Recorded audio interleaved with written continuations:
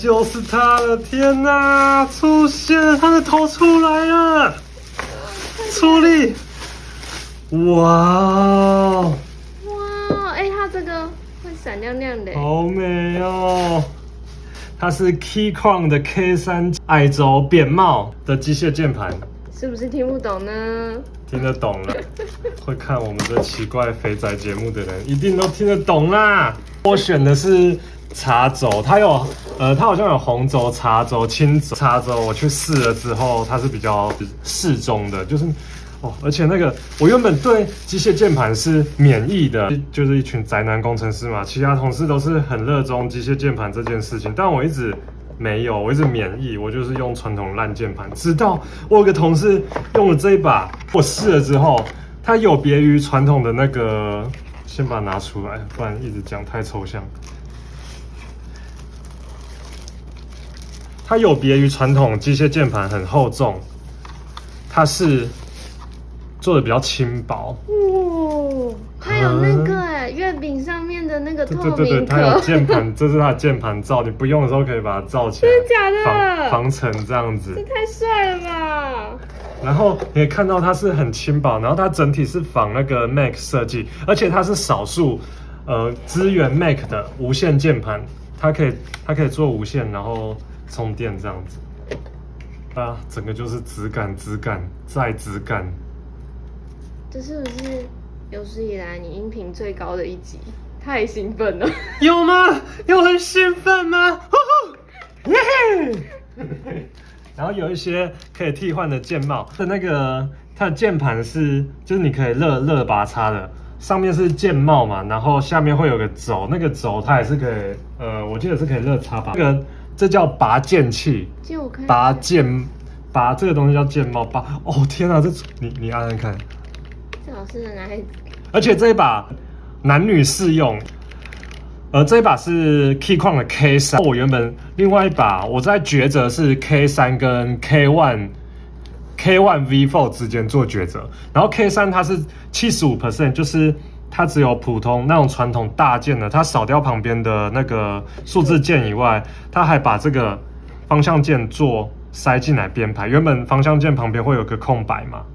对，所以它整体会偏大，然后全键好像是104还107键，然后这个是84键，这种叫75% 84键，所以它整体就会很小巧可爱。K1 V4 它就是有87键跟104键，我那个时候还蛮那个87键那一个，它就是稍微大一点，然后它的这个方向键会抽出来一点点，方向键还保有那种传统外面的那个空位，然后我原本想说我手比较大，所以方向键有那个的话会比较好。结果我拿同事同一把来试了之后，我发现这个虽然它很小，可是我男生，而且我手掌应该算偏大。哇，刚剪完指甲，刚好秀一下，我手掌应该算偏大，但是这个用起来非常的舒适。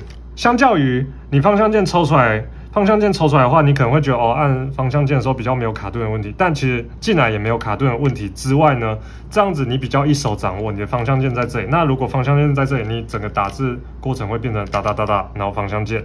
但这样的话就是这里方向键，那原本你方向键手可能要挪到这里，所以我觉得整个用起来是很划算哦。然后这个触感，你要摸摸看吗？然后这声音。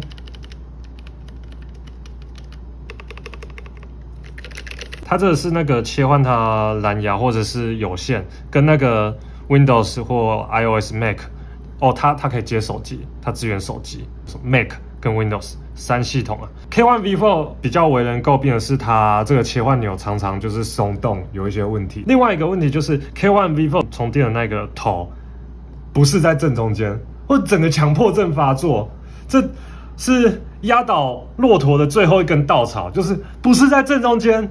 这个切换我还可以接受哦，然后不是在正中间，我整个压起来不行，再冲过去把同事的这一把借过来，再确定一下那个方向键。因为我最初偏好 K1 V4 是因为它整个布局是比较散的，我觉得那样我手会比较舒服。结果借过来用一下之后，确定的确没有排列太紧凑，用起来不舒服的问题。我这样还是很舒服哇，舒服到快要睡着了。这样上班的时候都直接睡着这样子，所以我觉得没问题，决定还是这一把。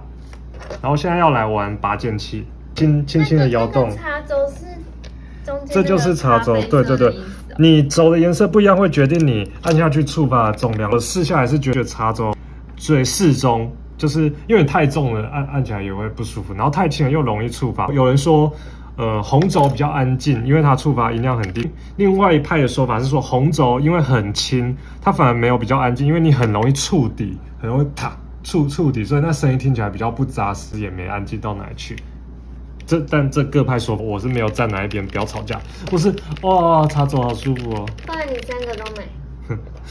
单2颗，有个像金属环的东西，它是 K3 特有的。K1 V4 另外一个缺点就是像这种比较长的按键，它是没有做那个稳定设置，所以它就只有中间这一块，然后它这没有加固的话，那个按键久了之后容易松动。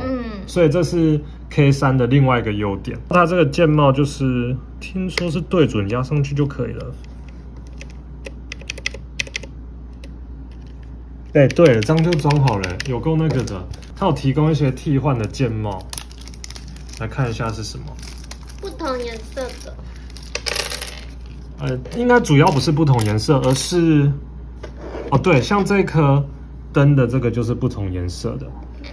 ESC 这个也是不同它可以让你变成全灰或那个。可是我觉得现在这样配置一颗，因为 ESC 是离开嘛，所以整个键盘配置一个紧急逃生出口的配色，我觉得很棒。我觉得它这原始配色就是我最喜欢的配色了。现在要通电了，好兴奋哦！我好兴奋啊！我好兴奋啊！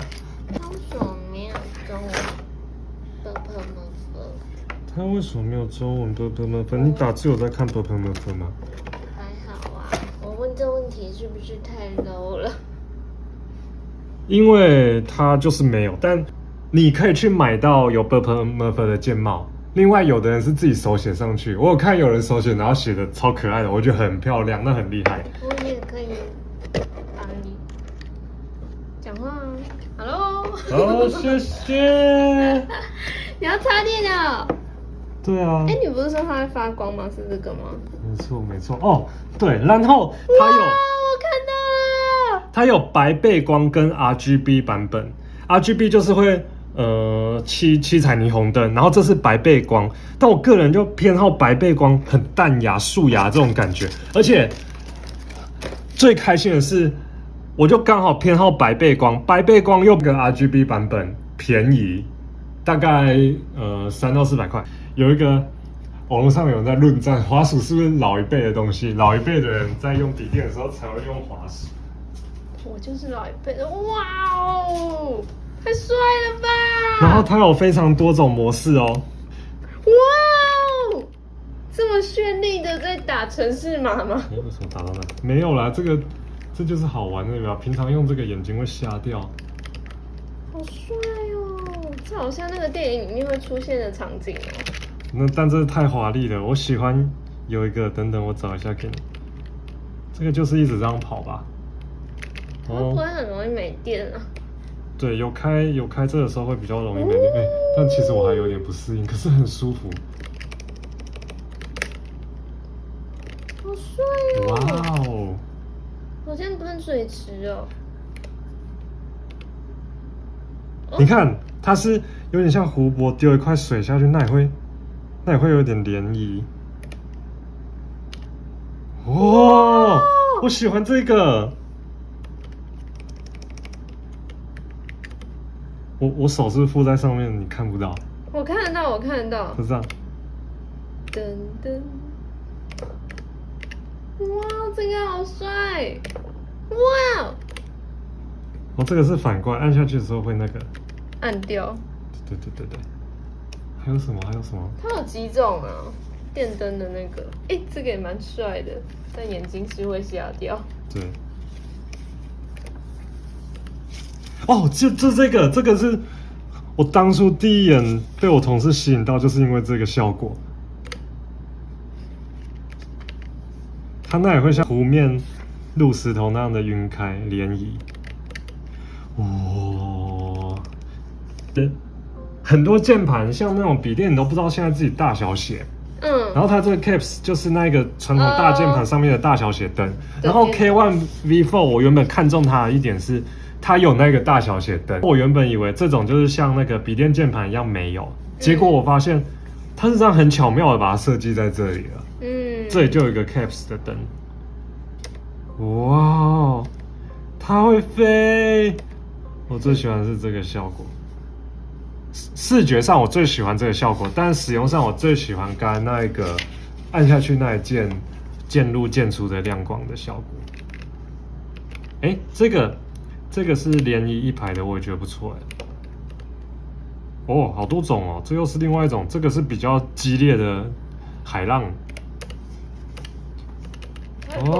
这就是常亮，这个很适合就是夜晚在这种环境下工作，身为一个时常熬夜的、时常卖干的工程师。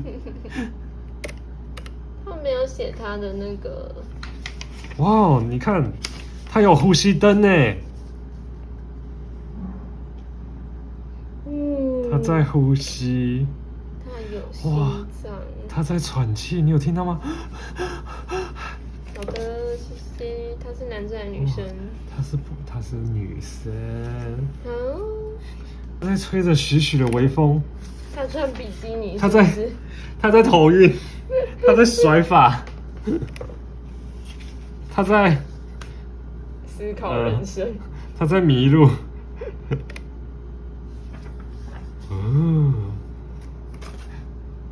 他在吃饭，他在很忙，他在等出，哈哈，他在 loading 呢。哇，是不是差不多玩完一轮啦？这又是那个啊。好，暂时回到我最爱的一个使用模式。我还喜欢它它这个脚架是可以拉起来的，就是它可以拉出一个斜度。这样你使用上比较舒服。哇哦，大致上是这样吧，特点我都讲了。矮轴扁键猫真的很值得一试，我自己是试一次就回不去了。K1 V4 的下面是全金属的，所以它整体的重量好像是这一颗的2倍吧。这一颗的整体重量只有397公克。加上它这个大小携带就很方便，下面这一块换成塑胶，可是呢，它周边还保有金属的那个材质，所以它视觉上的质感是保留，但是重量又减低下去。哇，这实体我非常喜欢，小可爱。OK， 那这就是这一周的开箱哦。最近有在挖矿。上一集也是分享挖矿，之前也有分享一些虚拟货币相关的。最近玩这一块蛮凶的所以我之后做相关的分享应该会蛮多的，有兴趣的可以订阅我们。拜拜。